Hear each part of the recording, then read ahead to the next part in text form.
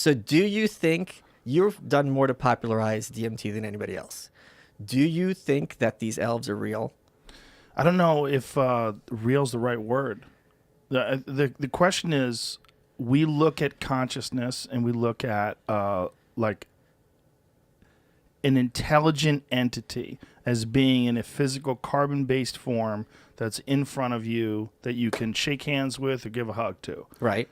When you experience what happens when you take dimethyltryptamine, you throw all that out the window because the environment itself is not it's not defined. It's fluid, meaning that it's changing constantly, but yet it seems far more vivid and far more real Right. than this life right now.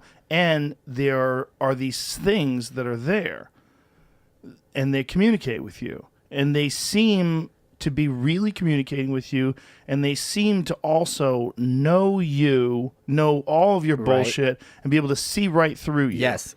But they don't seem to be you. They seem to be something else. Right. That's all we know. Right. But I'm asking you what you think. But that's what I think. That's all we know. There's no, you can't, like you could say that's a well of souls. That's what happens when you die. That's the afterlife. That's a parallel dimension. These are aliens. That's how they can communicate with us. They're non-physical life forms that exist in these realms of light. We don't know. It's just, you're just guessing, right?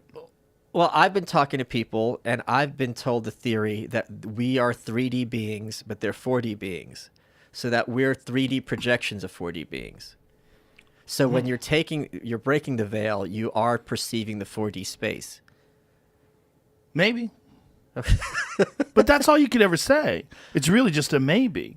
You know, when people say, I know what that is, I am communicating with the afterlife, or I know what that is, these are the real aliens. This is what happens when you're sleeping and people have these alien abduction experiences. What they really are having is an endogenous DMT dump, because your brain does produce DMT. Right.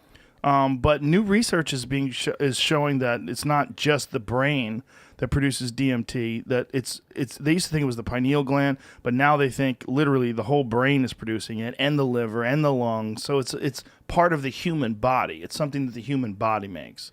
They've been able to isolate it in specific organs, but they think this really bizarre, super potent psychedelic compound is everywhere, and they also think it's responsible for dreaming. They think there's an amount of it that comes out while you're sleeping, while you're in heavy REM sleep.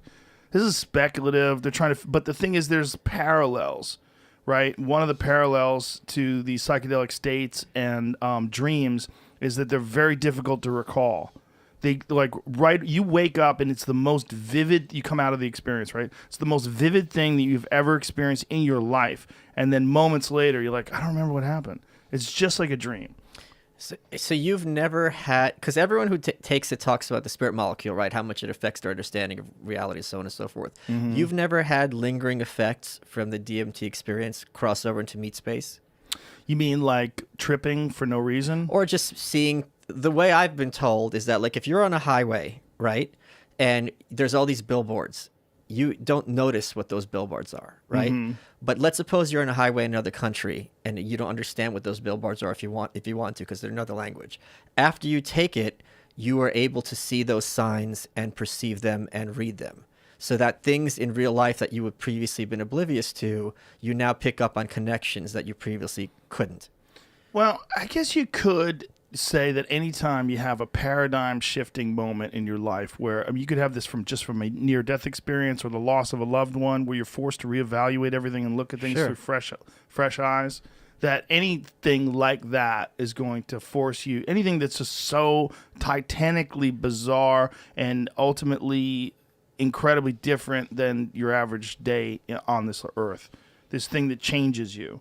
It's going to force you to take things in. I would look at it that way more than I would look at it like all of a sudden you can like see these billboards in another country and recognize these patterns. I mean, you're just probably just being more aware. Marijuana does that for me more than anything. Okay. You know, especially edible marijuana. Edible marijuana for me is like one of the most reality highlighting experiences, because it makes me think about the buildings. Like, this is I just take these fucking things for granted. Yeah. There's a 64-story thing in front of me, and there's these human catacombs, and people are shitting into these tubes, and they go down through the water, and there's pipes everywhere with human shit, and then there's electricity pumping through everything, and everyone's got a TV or a PlayStation running, and we're all just juiced into this machine. And Yeah, the Matrix. yeah, listen, I think of people as human batteries all the time. I really do. I think of people as consuming currency producing batteries. Like, that's what we're consuming things, taking things in, and then we're also, through our work all day long, so many people just doing something they hate to do just to create currency and then to add to the system and to purchase more things. And you just see them sitting in front of the machine, then they go home, sitting in front of the TV, sitting in front of the screen on their car, and we're constantly in this state of consuming and producing, and then adding to this weird techno society that we live in. Okay, let me ask. That's all from weed. Okay, but let me ask you another question. Okay, Let's suppose I drew in a piece of paper. I drew you, and I drew me, and I drew a house, right? Okay. And I said, what does what correspond to? And you'd point to that, you'd say that's me, and you'd point to that, you'd say that's Malice. That house has no correspondence in 3D space. It's a theoretical house, right? Okay. What if some of these people that you're talking about don't exist in the 4D space?